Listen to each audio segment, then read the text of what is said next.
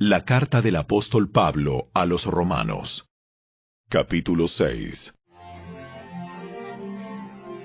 Ahora bien, ¿deberíamos seguir pecando para que Dios nos muestre más y más su gracia maravillosa?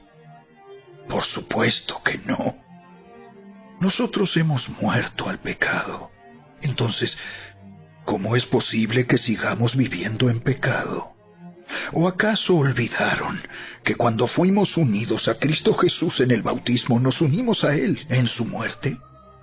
Pues hemos muerto y fuimos sepultados con Cristo mediante el bautismo. Y tal como Cristo fue levantado de los muertos por el poder glorioso del Padre, ahora nosotros también podemos vivir una vida nueva.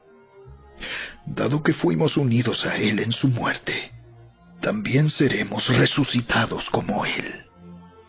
Sabemos que nuestro antiguo ser pecaminoso fue crucificado con Cristo para que el pecado perdiera su poder en nuestra vida.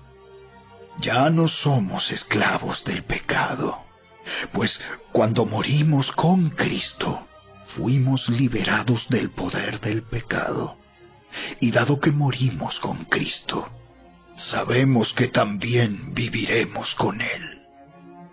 Estamos seguros de eso, porque Cristo fue levantado de los muertos y nunca más volverá a morir. La muerte ya no tiene ningún poder sobre Él. Cuando Él murió, murió una sola vez, a fin de quebrar el poder del pecado. Pero ahora que Él vive, vive para la gloria de Dios. Así también ustedes deberían considerarse muertos al poder del pecado y vivos para Dios por medio de Cristo Jesús. No permitan que el pecado controle la manera en que viven. No caigan ante los deseos pecaminosos. No dejen que ninguna parte de su cuerpo se convierta en un instrumento del mal para servir al pecado. En cambio, entréguense completamente a Dios, porque antes estaban muertos, pero ahora tienen una vida nueva.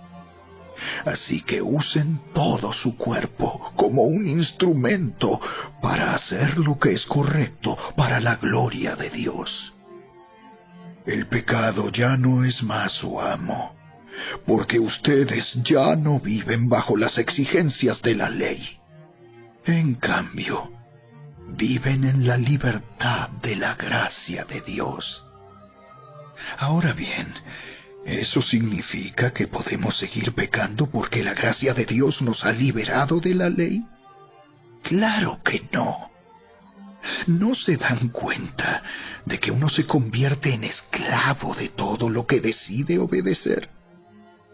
Uno puede ser esclavo del pecado, lo cual lleva a la muerte, o puede decidir obedecer a Dios, lo cual lleva a una vida recta. Antes ustedes eran esclavos del pecado, pero gracias a Dios, ahora obedecen de todo corazón la enseñanza que les hemos dado.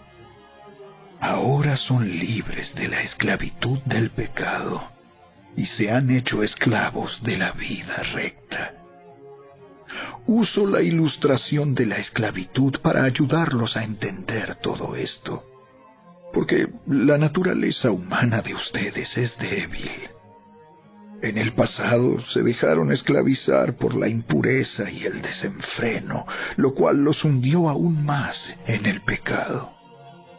Ahora deben entregarse como esclavos a la vida recta para llegar a ser santos.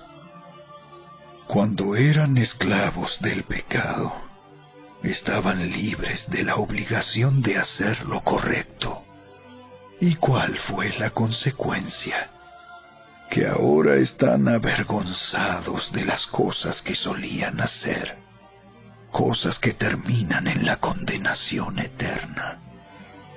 Pero ahora quedaron libres del poder del pecado y se han hecho esclavos de Dios. Ahora hacen las cosas que llevan a la santidad y que dan como resultado la vida eterna. Pues la paga que deja el pecado es la muerte, pero el regalo que Dios da es la vida eterna por medio de Cristo Jesús, nuestro Señor.